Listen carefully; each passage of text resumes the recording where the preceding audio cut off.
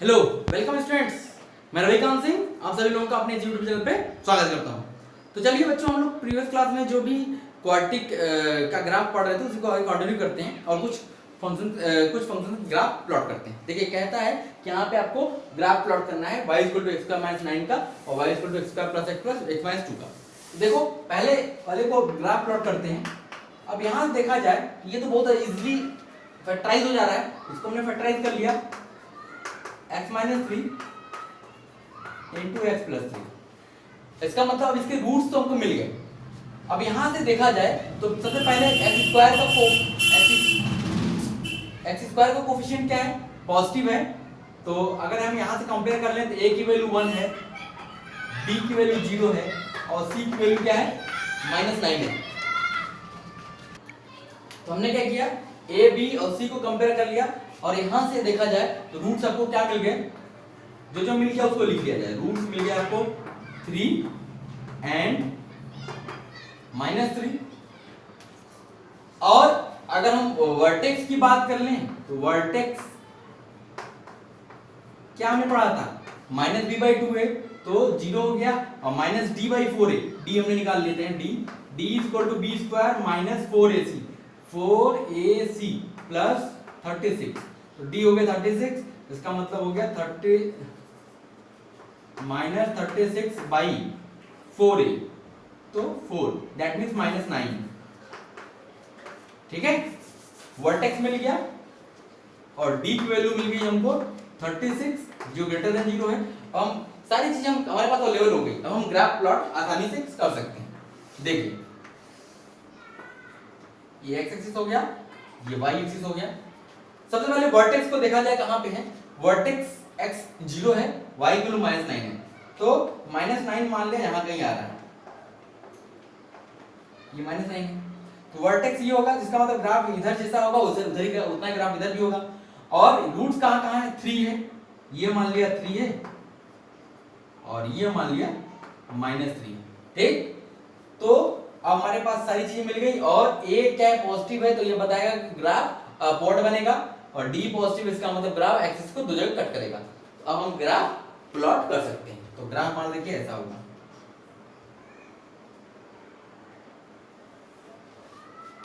ये हमारा ग्राफ बन गया। तो ऐसे हम लोग ग्राफ प्लॉट करेंगे। अब जैसे देखिए एक और क्वेश्चन है यहाँ पे, इसका भी ग्राफ प्लॉट करना है। तो सबसे पहले कंपैरिजन करके लिख लीजिए, a की वैल्यू 1, b की वैल्यू 1, c की वैल्यू -2। एक से पता लगा कि अपवर्ड पैराबोला बनेगा। ठीक है, अब यहाँ पे अब हम क्या करते हैं कि अगर ये फैक्टराइज हो पाता है, फैक्टराइजेशन आसानी से हो जा रहा है, ये हो जाएगा x + 2 और x - 1 फैक्टराइज हो गया। तो रूट्स इसके मिल गए, x = 1 and 2, दो रूट्स मिल गए।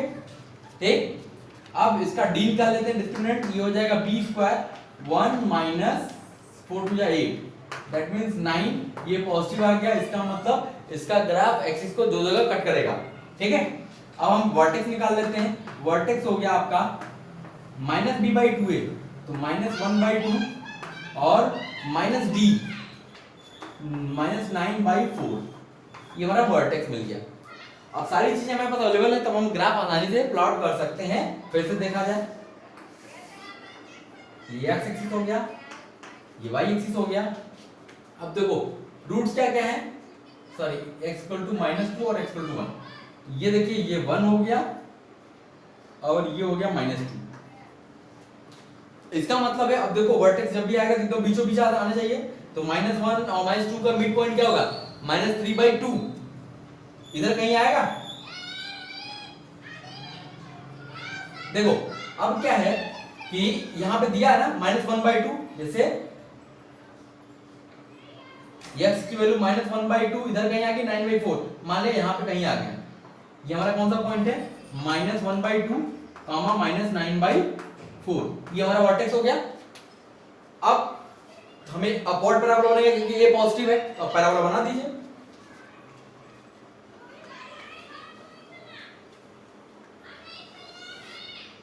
ये हमारा पैराबोला बन गया। ठीक है, तो ऐसे हम लोग पैराबोला को आसानी से ड्रॉ कर सकते हैं। नोट कीजिए, फिर हम आगे चलते हैं।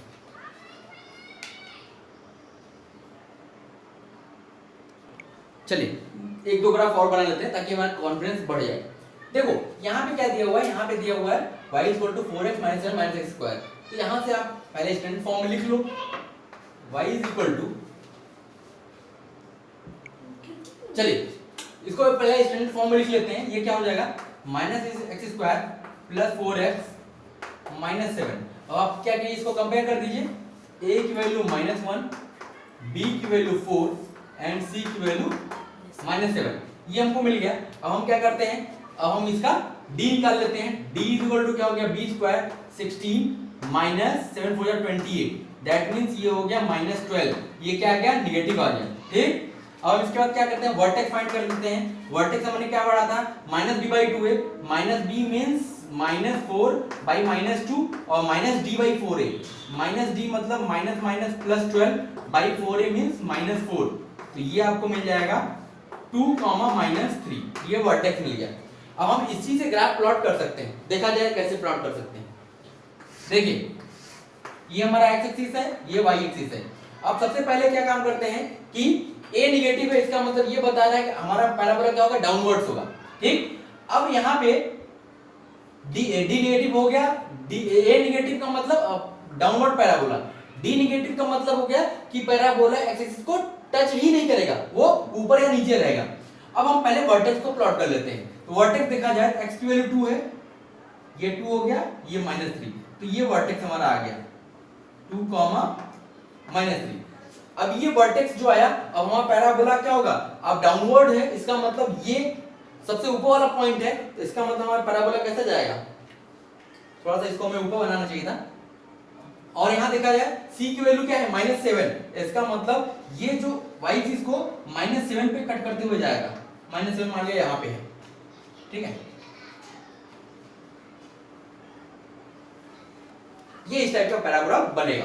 ये आपका क्या हो गया, ये हो गया 2 और ये हो गया आपका -3। तो ये हमारा पैराबोला बन गया। ठीक, एक और क्वेश्चन देख लेते हैं। अब यहां इस क्वेश्चन में देखा जाए तो इस क्वेश्चन में आपको फैक्टराइज करके दिया हुआ है, इसलिए हमें बहुत ज्यादा टेंशन लेने की जरूरत नहीं है। तो पहले यहां से रूट्स निकाल लेते हैं। रूट्स हो गया, x की वैल्यू 2 होगी और x की वैल्यू 7 होगी। ठीक, अब हम बात करते हैं कि अगर हम इसको मल्टीप्लाई करें तो देखो क्या आएगा। इसको मल्टीप्लाई कर लेते हैं, ये हो जाएगा, देखिए -x² +2 और +7 +9x और -14। ये स्टैंडर्ड हमारा पैराबोला, स्टैंडर्ड हमारा क्वाड्रेटिक इक्वेशन मिल गई। यहां से कंपेयर किया, a की वैल्यू -1, b की वैल्यू 9, c की वैल्यू -14। फिर हमने क्या किया, d कैलकुलेट किया, d = b² 81 -4ac 14 4 जा 56, ये हो गया 525। d 25 मिल गया, इसका मतलब ये क्या होगा, पॉजिटिव हो गया। अब हम क्या करते हैं, अब हम वर्टेक्स फाइंड कर लेते हैं। वर्टेक्स हमने बताया था आपको -b/2 है, मींस -9/-2 और ये हो गया 9/2 और -d -25/-4, ये हो गया 25/4। ठीक, d में सारा चीज हमारे पास अवेलेबल है। अब हम लोग ग्राफ प्लॉट कर सकते हैं आसानी से। हमने क्या किया,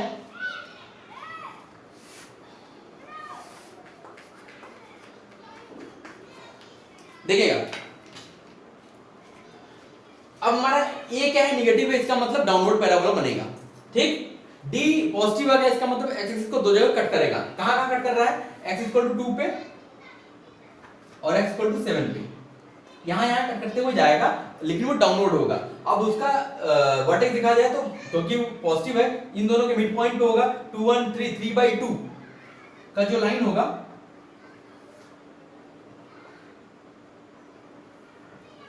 यहां पे ये 9/2 25/4 आ गया वर्टेक्स। अब हम आसानी से, और यहां c की वैल्यू क्या हो गई, c की वैल्यू है -14, तो इसका मतलब -14 इधर कहीं है।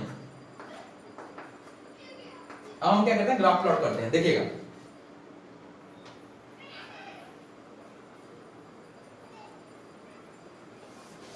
ये हमारा ग्राफ बन गया। ठीक है, ये आपका पैराबोला डाउनवर्ड है और जो कंडीशन दी गई थी उसके हिसाब से हमने ग्राफ प्लॉट कर लिया। नोट कीजिए, फिर हम आगे चलते हैं। चलिए बच्चों हम बात करते हैं, अब हम अगले ग्राफ की तरफ चलते हैं। हमने कांस्टेंट का polynomial graph, constant function graph plot कर लिया, लीनियर पॉलिनोमियल ग्राफ प्लॉट कर लिया, क्वाड्रेटिक फंक्शन ग्राफ प्लॉट कर लिया। अब हम बात करते हैं अगले ग्राफ की। अब हमारा ग्राफ कैसा होगा, y = x के पावर n टाइप का। अब यहाँ पे हम पहला केस ले रहे हैं जब हमारा n क्या होगा 2m, m क्या है पॉजिटिव इंटीजर है, इसका मतलब ये किस टाइप के ग्राफ हम प्लॉट करेंगे, यहाँ पे x² x पावर 4 x की पावर 6 ऐसे, मतलब x के इवन पावर का ग्राफ हम प्लॉट करना चाहते हैं। तो ये देखा जाए तो ये क्या है, ये इसका भी ग्राफ आपको पैराबोला टाइप का ही दिखेगा, लेकिन वो पैराबोला एग्जैक्टली पैराबोला नहीं होगा, ठीक है। वो ग्राफ आपको दिखाई देगा। ग्राफ कैसा होगा, ये x एक्सिस हो गया, ये y एक्सिस हो गया। तो y = अगर x² का ग्राफ होगा, अगर हम बात करें तो ये क्या होगा, इस टाइप का शेप होगा, ये ओरिजिन से जाएगा, लेकिन ये वो पैराबोला नहीं है जो हम लोग अभी क्वाड्रेटिक का ग्राफ प्लॉट किया। अब जैसे इसका भी ग्राफ यही है, इसका भी ग्राफ यही है, इसका भी ग्राफ यही है, तो अगर हमें x⁴ का ग्राफ बोलेगा तो भी हम ऐसे प्लॉट कर देंगे, x⁴ का ग्राफ बोलेगा तो भी ऐसे ही प्लॉट कर देंगे। लेकिन अगर हमें बोलता है कि एक ही एक्सिस पे आप दो ग्राफ प्लॉट करो, तब वहां पे थोड़ा सा हमें डिफरेंस दिखाना पड़ेगा कि x² x⁴ में के ग्राफ में क्या डिफरेंस होता है। तो अब जैसे बात करते हैं, जैसे हमने मान लिया कि y = x² एंड x⁴ का ग्राफ हमें एक ही एक्सिस पे प्लॉट करना है, तो देखिएगा क्या डिफरेंस आता है। जैसे मान लिया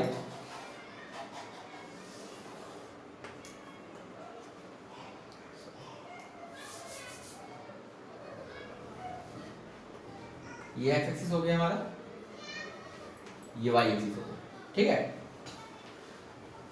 अब देखिए, अब हम ग्राफ प्लॉट करना चाहते हैं, ये हमारा क्या है ओरिजिन। अगर हमने y = ax² ग्राफ प्लॉट किया,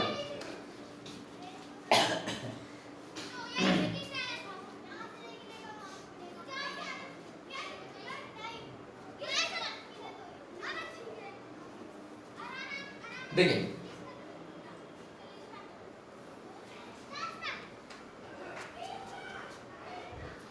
ये मान लिया हमारा ग्राफ है y = x², ठीक है। अब देखो अगर इन दोनों फंक्शन की बात करें तो x = 0 पे तो दोनों एक जगह इंटरसेक्ट करेंगे, और x = 1 पे दोनों फंक्शन की वैल्यू क्या आएगी, 1 ही आएगी। इसका मतलब x = 1 पे और -1 पे, x = 1 पे भी वैल्यू 1 आ रही है, x = -1 पे भी वैल्यू 1 आ रही है। इसका मतलब 1 और -1 पे ग्राफ, तो दोनों का ग्राफ एक दूसरे को इंटरसेक्ट करेगा। अब बात करेंगे कि जो ग्राफ होगा हमारा, ये तो x² का ग्राफ हो गया। जैसे अगर हम देखें तो अगर हमने 1 से छोटी वैल्यू ली, 1 से छोटी वैल्यू ली तो x 1/2 लिया तो ये क्या मिलेगा, 1/4 मिलेगा, और यहां पे 1/2 लेंगे तो ये 1/16 मिलेगा। इसका मतलब है अगर 1/2 लिया हमने तो y की वैल्यू हमें ज्यादा मिल रही है, और यहाँ पे x² वाले ग्राफ, x⁴ वाले ग्राफ में क्या होगा, x की वैल्यू 1/2 लिया तो x⁴ की वैल्यू क्या मिल रही है, और कम मिल रही है। इसका मतलब होगा जो दूसरा वाला ग्राफ होगा हमारा, वो क्या होगा, इस 0 से 1 तक में तो वो ग्राफ नीचे नीचे रहेगा, लेकिन जैसे 1 से क्रॉस करेगा तो ये ग्राफ इसके ऊपर हो जाएगा। ऐसे इधर भी होगा, इधर तो नीचे रहेगा, लेकिन ऐसे ही इसके बाहर चला जाएगा, ऊपर चला जाएगा, और इसका ग्राफ इससे बड़ा हो जाएगा।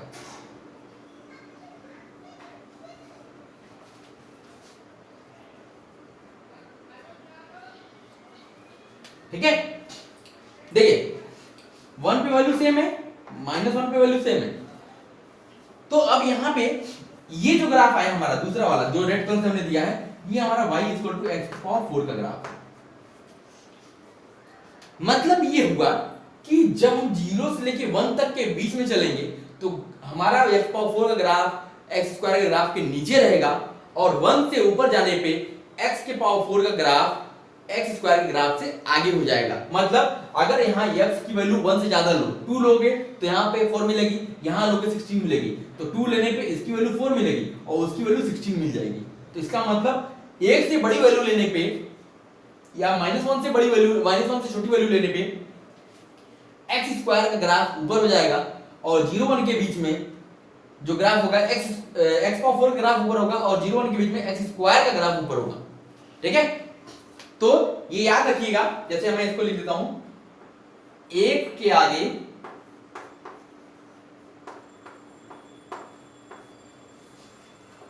जिसका पावर ज्यादा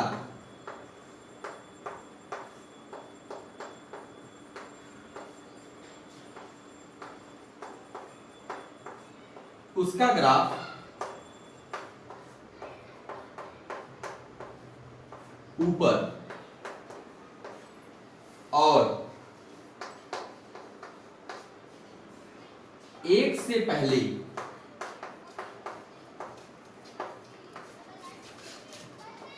जिसका पावर कम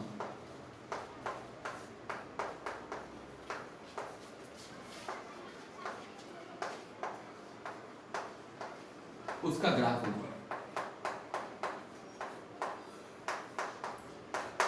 ठीक है, मीन्स 1 के आगे जाएंगे या यहीं पे 1 के आगे या 1 के आगे या -1 के पीछे। -1 से पहले जाओगे, इसी तरह 1 से पहले या -1 के बाद, ये आप समझ सकते हो। तो एक तरफ समझ लो, उसके जस्ट अपोजिट वाला। तो इसका मतलब है 1 के आगे के जिसका पावर ज्यादा होगा उसका ग्राफ ऊपर होगा और 1 के पहले जिसका ग्राफ कम, जिसका पावर कम होगा उसका ग्राफ ऊपर होगा। तो ये हमारा कंपैरिजन है, एक्स स्क्वायर एक्स पावर 4 के ग्राफ का कंपैरिजन है। इसी तरह अगर x के पावर 6 का ग्राफ प्लॉट करना होगा तो ये और नीचे जाएगा और यहां से ऊपर चला जाएगा। तो जितना ज्यादा पावर कम ज्यादा होता जाएगा उसका ग्राफ उतना ही नीचे जाएगा 0 1 के बीच में और 1 के आगे उतना ही ऊपर चलता चला जाएगा। ठीक है, ये हमारा कंपैरिजन था, नोट कीजिए, फिर हम लोग आगे चलते हैं।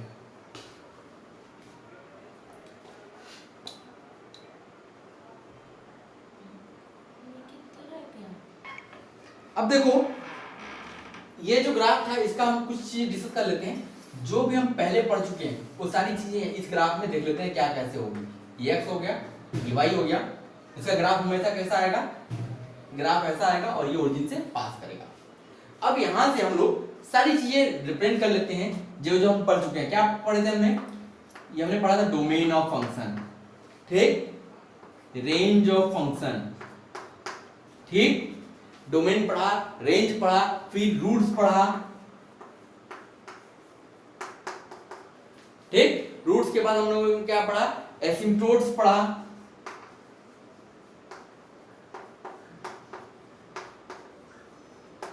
फिर उसके बाद क्या पढ़ा था, एफ मैक्सिमम,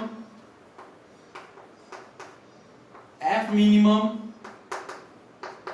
फिर उसका बाउंडेडनेस।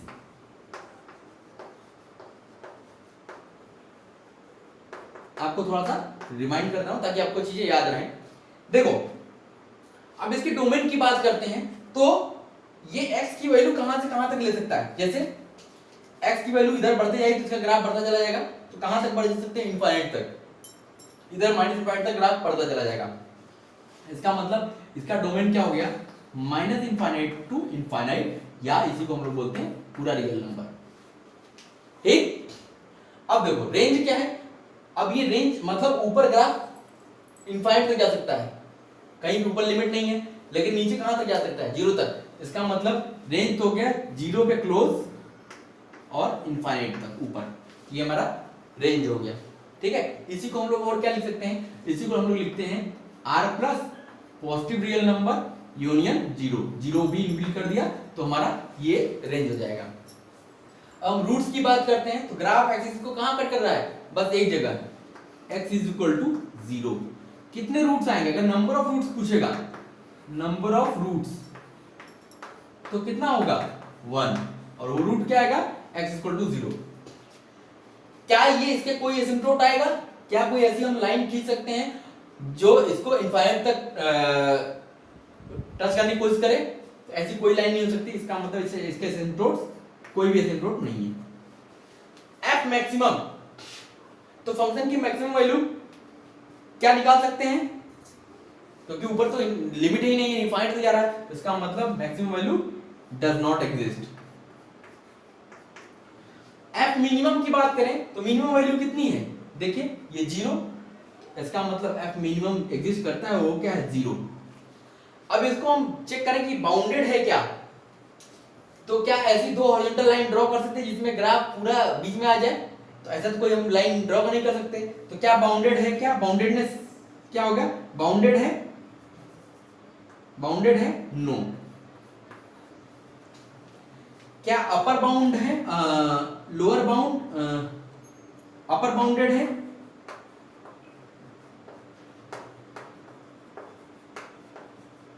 क्या ऊपर से लाइन ड्रॉ कर सकते हैं, नो। क्या लोअर बाउंडेड है,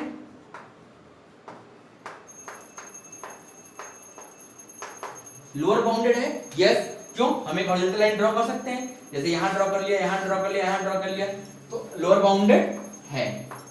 तो जब लोअर बाउंडेड है तो लोअर बाउंड भी होगा, तो लोअर बाउंड, लोअर बाउंड कितना होगा, लोअर बाउंड होगा हमारा ये एक्स एक्सिस, तो ये क्या है, x इक्वल टू 0, ये हमारा लोअर बाउंड हो गया। और ये x equal to 0 is taken by function, ये जो 0 होगा ये फंक्शन इस वैल्यू को लेगा, ठीक है। तो ये हमारा क्या था, एक x के पावर n टाइप का ग्राफ, जब n इक्वल टू 2m हो, इवन इंटीजर्स हो, इवन पॉजिटिव इंटीजर्स हो, उसके ग्राफ का ये सारा चीज हमने बता दिया आपको। तो आज की क्लास में बस इतना ही, फिर अगली क्लास में हम लोग इसको अगला इसका पार्ट लेंगे, जब 2m+1 मतलब जब सारे इवन सारे ऑड पॉजिटिव इंटीजर लें, उसका ग्राफ कैसा होगा और उसकी सारी चीजें हम लोग डिस्कस करेंगे। ओके, तो ठीक है, फिर अगली क्लास में हम लोग मिलते हैं। Thank you.